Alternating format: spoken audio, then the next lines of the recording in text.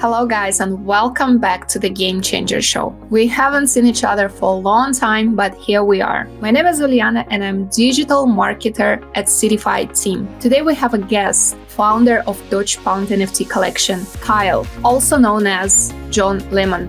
Doge Pound considers itself as dog brand in Web3 space. Today we will talk about utility-based NFTs. What are the values of those NFTs? What are the benefits of those NFTs? And how the future of the NFTs will look like. Stay tuned and watch until the end.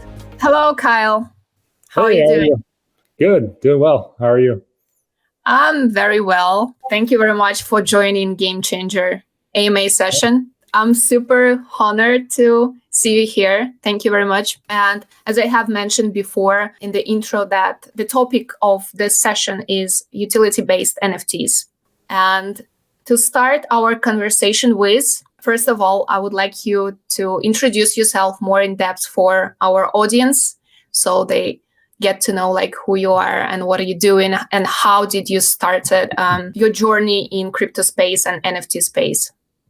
Had an NFT was 2018 or so. We were making the character John Lemon actually derives from DLive TV, which was it was kind of like a Twitch alternative, crypto Twitch alternative. It still exists today, DLive TV. And John Lemon was a character that we made that would stream on DLive TV. The idea at the time was that we would make these 3D characters that we kind of wanted to make them into like little influencers as well. But it was a talking lemon. His name was literally John Lemon, which is just a play on words for John Lennon, right? And that was my first experience too with NFTs, because back then people were actually playing Axie Infinity in 2018. That was like the main game on DLive TV. And they're playing things like OX Universe, like all these like really, really early Ethereum games that a lot of people have probably never even heard of. And then fast forward, I mean, I would say, I'm a big sports lover. So I would still say that like things like NBA Top Shot were probably a bigger introduction to me getting involved into NFTs. I invested a good amount of money in NBA Top Shot and I still use it today. And, kind of just seeing what was happening there and eventually with Bored Ape Yacht Club. And I just saw it as an opportunity, really. I was like, well, I still had artists that worked for me. So I'm like, well, we can make art and we can make a concept and I know how to grow a community. So that was more or less how Doge Pound was formed. We saw it as an opportunity to kind of get into the space that we thought our background lended pretty well to that. Nice. How did you come to this concept of this particular graphic of the NFTs? Yeah, I mean, there really isn't some like huge special story behind it. There was no dog NFT. Yeah, well, there was no dog NFTs at the time.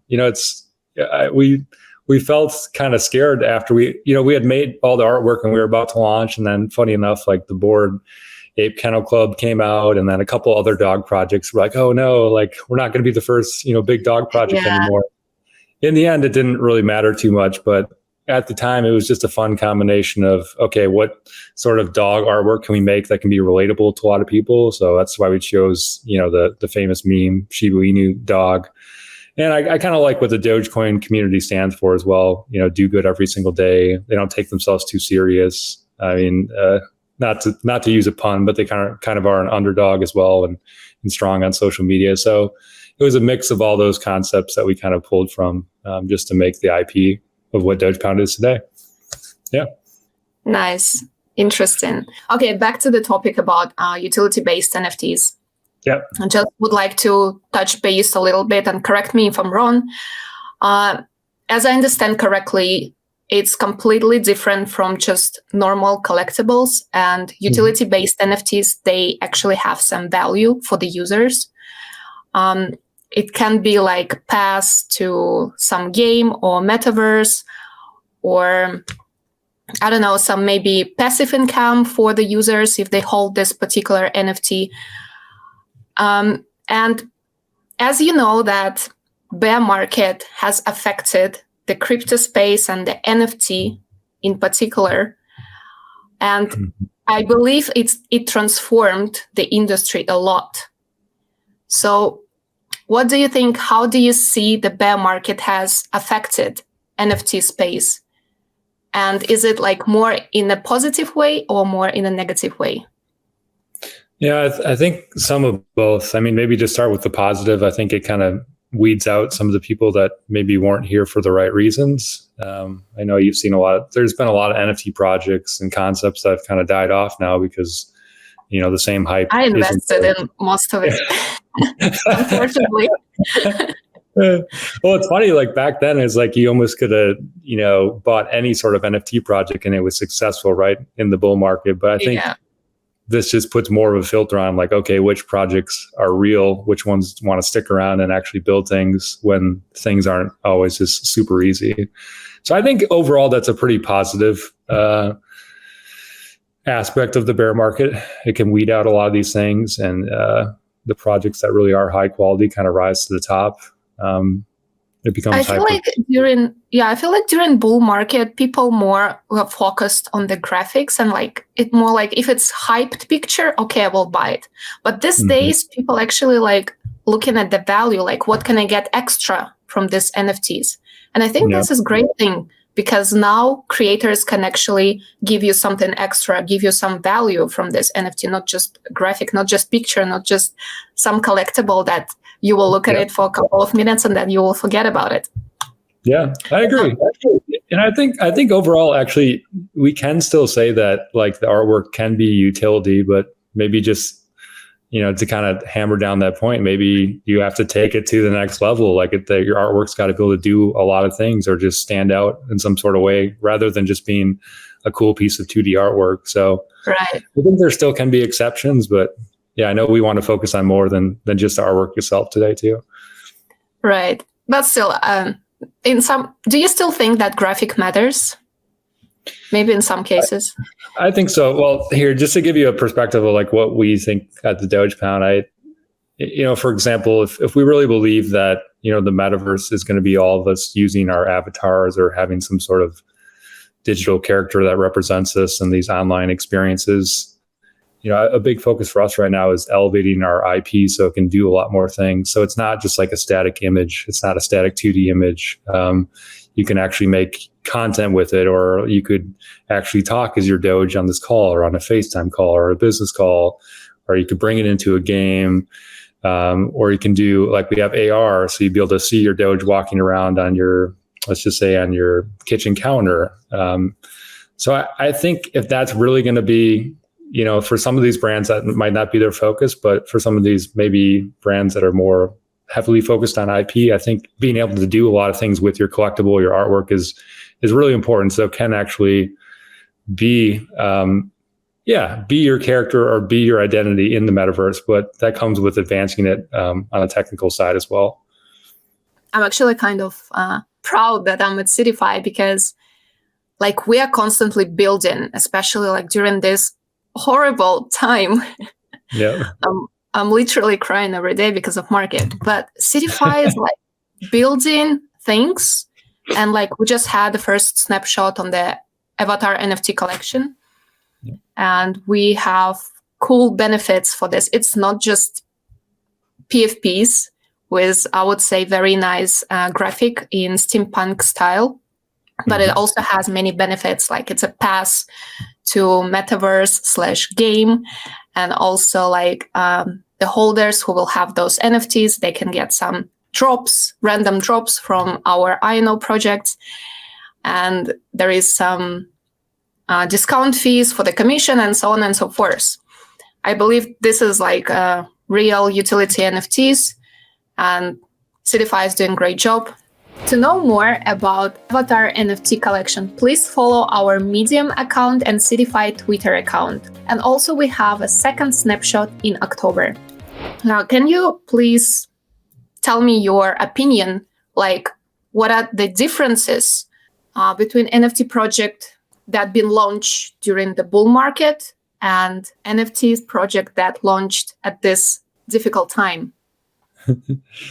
Yeah, I think kind of just going back on, what we said earlier, if you're going to launch now, it just takes a better level of execution to be successful. And so I think it's really cool that you guys are still launching your NFT project. You launched your Seedify token for the launch pad. I think it just takes a better level of professionalism, execution, and just the right teams to do it. But I think you guys will, be a pretty good example of how it can still work. And I do see a lot of new projects, like projects that don't have any sort of brand. Like we're even seeing, people like, I'm not trying to throw shade at them, but you see even like huge studios like Fox Studios launching in the bear market. It's really hard for them, huge brands trying to do it. So I do think there's always going to be a certain level of difficulty if you're launching from scratch. But I think it can be done. But again, it just comes down to a higher level of execution. You got to be able to really stand out and provide something that's better than what exists in the market, or at least to a very high caliber of what already exists. And I think it can be done. So it just. So do you think? Oh, go ahead. Yeah. Go ahead. Sorry. So do you think during this time we can see more quality projects rather than, let's say, a year back? Yeah, I think so. I think it's just becoming hyper competitive now. And we're getting the people in the space that really want to be serious players. I don't see any NFT projects that I would consider very serious about Web3 or the NFT space that are giving up now just because of the market. I mean, sure, even with Doge Pound and some of the partner projects that we have, we're all facing complexities, but no one's giving up. I mean, this is we're still all, I think a good perspective too is that maybe some people don't realize, and I always tell our holders this too, there's more opportunities now in the Web3 space than there was when we were at the very tip top of the NFT bull run. Like it's not even close, not even close at all. I think the prices are just a reflection of some of the consumers. All the assets, all the asset markets are way down, but the opportunities, if you were to look at, like, really just stay on top of what the news and what brands are entering the NFT space and what people are building. I mean, the opportunities are twice as high as ever were when we were at the top of the bull market. So that's what's really exciting to me. I mean, I understand that consumer sentiment might be down, and that can be a reflection of the bear market. I mean, that's a reflection of a lot of markets, but it's exciting to me that the opportunities are just enormous right now. I absolutely agree with you. And in fact, I think that this is the right time to build, to invest. So you can make, I don't know, millions in 2024, hopefully. Yeah. No, so I've been in crypto too since, I don't know, at least 2017, maybe 2016. And it's. Oh, me too. Yeah. I started in 2017. Yeah. But I knew nothing. Yeah, me either. Yeah, but having gone through, I think crypto is like, you see the stock market, you see other asset markets. It's not, the crypto market is just like, the stock market on steroids. It's much more extreme, right? But I wish I would have paid attention more, like, in these times, right, in the bear markets, because I know this is kind of like a cliche thing to say, but if you can pay attention and build things or participate when no one else wants to, this is really when there is some of the biggest opportunities. And I wasn't always, it does take discipline, right, to stay involved and to keep your attention span here. But if you can do that, you'll be way ahead of everyone else. If you're only going to build if you're only going to research, if you're only going to pay attention when everyone else is, how are you going to have a leg up on somebody else, right? So it's fun. It's exciting for me. Right. Thank you for a small motivation. Yeah. I gotta keep going because like every day I'm like, should I give up? Yeah. But no, this motivational speech, I gotta keep going. Yeah. No, I think we all know, like, this is the future of a lot of things. It is future for sure.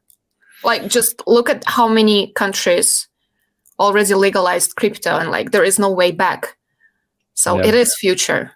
And I think, in fact, I think now we have a chance to actually enter the market, like full force, because I really doubt that, like, in 5 years, let's say, it will be that easy to enter market. Right. Like right now. So you're right. We just need to build. We need to focus. We need to learn. We need to communicate with other people, get knowledge about crypto space, and just do some actions, actions. And then you could be there before others are. I mean, there's so many like obvious things. Like, I'll use another example too. One of my friends I was talking to the other day, he started a software where it just helps people with invoices and like bookkeeping for the crypto space. And it's it wasn't, it's not necessarily a groundbreaking software, but it's something that everyone needs. And the fact that he's here and he's building during the bear market, I think he's going to get tons of customers. Like, we're going to use it at Doge Pound. It's just something that we need. And so if you can stick around and build stuff right now, there's just huge opportunities, especially then during the bull market, for you to just have immense potential. Right. Otherwise, you're just always going to be playing catch up. So. Right. Another question, like so many people, so many influencers talking about in-game NFTs, in-game assets, Yep. and about interoperability of the assets. Yeah. What are your thoughts about it? Is it going to happen any soon? I hope so. I do think one of the problems right now that I see, and I can even I'll use Doge Pound just kind of to give perspective. Doge Pound as a brand, we have land in pretty much all the biggest metaverses, right? We have it in Sandbox and Decentraland, and we've talked to other side. We have land in other side, but we can't. What do you do? Sorry for interrupting you, because Seedify has land at Sandbox as well. Yeah. And so many people don't understand, like, what do you do with this land? And like people thinking like, are you crazy? Like, people are buying cars, yachts, like lands in some digital space. Like, why? Yep. Can you please explain to people who don't understand, like, why do we need lands in metaverses? Well, I will say that there's one problem though, kind of when we talk about interoperability, is that I feel like, Sandbox and Decentraland and the other side and, World Wide Web, all these metaverses, they're kind of all building their own products right now. And I think it's going to get really exciting when there is some sort of standard in which the metaverses are actually built. So then we know, like, as a brand, we know as Seedify, we know as Doge Pound, that if we build something here, then we can actually use it in these other metaverses, because otherwise it becomes very time consuming and resource consuming. It's very expensive, right, for us to build something everywhere.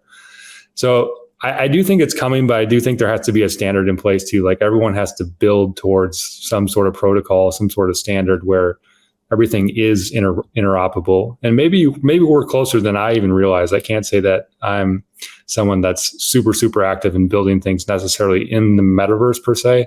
But when we get there, that's super exciting. But as far as, I guess, to answer your initial question too, why is digital assets like Sandbox or any of these other metaverses experiences important?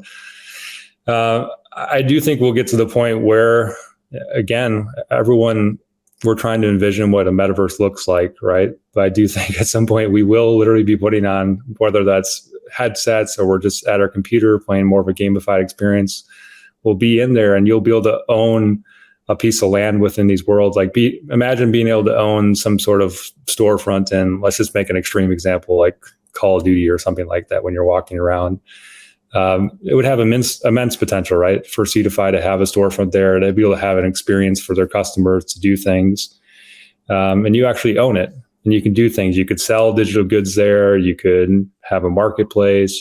You name it. Ideally, you'd be able to build it within this land or this metaverse.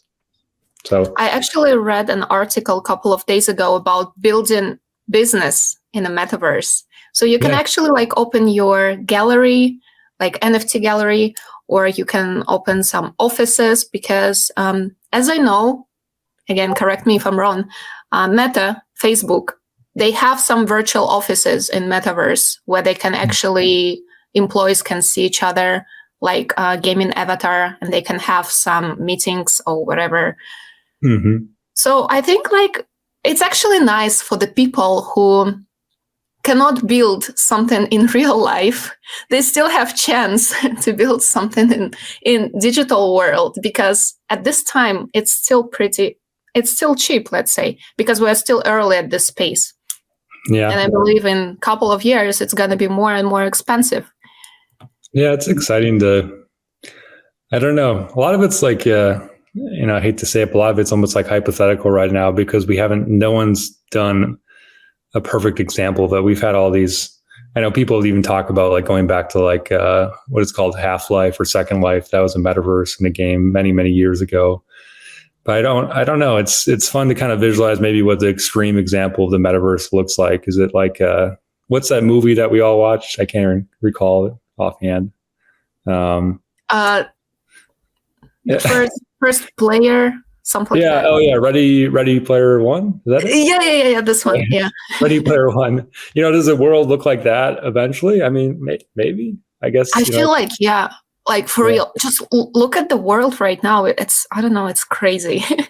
Yeah. I feel like we're going to have zombie apocalypses or something like that soon.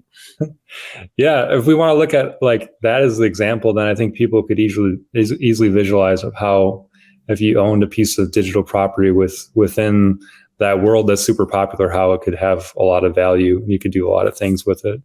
The other thing that I want to bring up that I think has been kind of interesting too, that I read, I've been talking about this a lot recently because I think it's an interesting point. I think I saw it on Twitter or maybe a news article. It talked about how a lot of the biggest social applications these days are asynchronous, meaning that people aren't actually using them in real time together, right? Like Instagram, you come and check it throughout the day, or TikTok, you go and watch the videos when you have a chance. And I feel like a lot of the metaverses experiences that we talk about right now is all like real time, people being there together in big groups. I do wonder if that's what it looks like, or if it's going to be more of an asynchronous experience where you come and go and you have to have that sort of value, or maybe there's enough people in these metaverses where it's a mix between asynchronous and synchronous. But I think that's an interesting concept because the data is heavily skewed towards people using these social applications when they get a chance and not only interacting in real time. So we'll see. I think that's really interesting. I'm pretty sure we will have different metaverses for different purposes, like social media. Like we will have metaverse for dating, we will have metaverse for playing games, we will have metaverse for just chit chatting and talking. So yeah. Probably. Again, I'm just thinking. Maybe social media. We will not have social media anymore. Instead of that, we will have metaverses. Yeah. That's so maybe they all feel like a certain void. Yeah, I think that makes a lot of sense. I feel like some people, like you hear a lot of people when they talk about metaverses, they just have like a lot of people all in a room together or doing some sort of experience together. And maybe it's kind of like that, but maybe more of a combination of these different metaverses that can fill certain voids in your life too. Like you said, like you have something for gaming or dating, or, I mean, you name it, it'd probably be there eventually, I would think. I don't know. Let's see. We can only guess. Yeah. Okay. And the last question, have you seen any crazy utilities of the NFTs? Or maybe if you had a chance, like create, I know you already have, you're already founder of NFT collection, of cool NFT collection. And by the way, I'm stalking you on Twitter.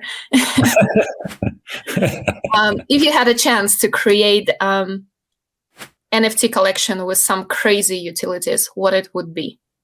Yeah, if I could create any imagination, it can be anything.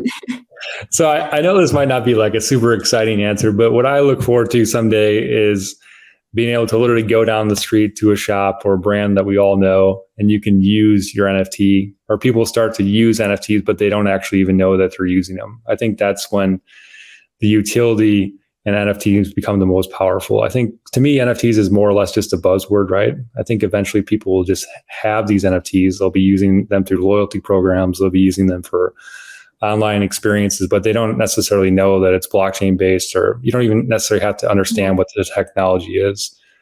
So It's maybe not some like super wild concept or utility, but just that, like I want to be able to go down the street. Maybe I go to Target, I'm going to go shopping and I'm using an NFT as part of that experience, whether that's through Target or maybe I have a partner NFT, like something like Doge Pound, and I can go in there and get a discount on dog food or something like that. That's exciting to me. Like really like mainstream. That's like real life utilities. It's not like benefits in digital world, but in real life world. That's interesting. That's cool, actually. Yeah, I think that'll be super exciting. Like that'll bring in a lot of mainstream audiences. By the way, I've seen on TikTok it was one influencer, and he was saying, if you buy this NFT, I don't know if it's he was bullshitting or something, but he was saying like, if you buy this NFT, you can have discount for private jet. Yeah, I bet. Yeah, that makes sense. Yeah, and he was sitting in private jet, and he was like, oh, it's super cheap. He's like, he was paying like 300 USD per flight because of this NFT. Huh. That's cool. Yeah, that is cool. Yeah. Well, I'm sure you've seen the ones where like you get access to restaurants and stuff like that too. Yeah. But that's where, again, if like we could take that concept and like make it huge, like I want to see like a huge retailer, like someone like Walmart or Target, like offer something like this. Or are these concepts just to expand so they're a little bit bigger? Because like the restaurant ones, it's like you buy it and then maybe you get access to like 2 or 3 restaurants around the world. And it's like, it's cool, but chances are the people that own it, they're maybe not localized, or maybe not, they can't attend these restaurants. But if you could attend, maybe there's one in every single state or every single city, that's when I think it becomes really cool. And I think we'll get there. It's just a matter of time. We will. I'm pretty sure we will. Just gonna wait. But it's gonna be super exciting and interesting. Yeah, I agree. Thank you for this valuable conversation. I hope the audience would know more and have more like imagination, like what it could be in the future in terms of utility-based NFTs. We still don't know like what is it and what we're gonna have in the future. We can just imagine that, but I'm pretty sure the future is super exciting and super interesting. Kyle, thanks again for coming here, and maybe I will see you again. Yeah, hopefully. No, I appreciate it. Thanks for having me. Thanks. Thank you very much. That was a very valuable information about NFT space and utility-based NFTs. Thank you for staying with us until the end. Don't forget to follow our Seedify Twitter account and Medium account. Stay tuned.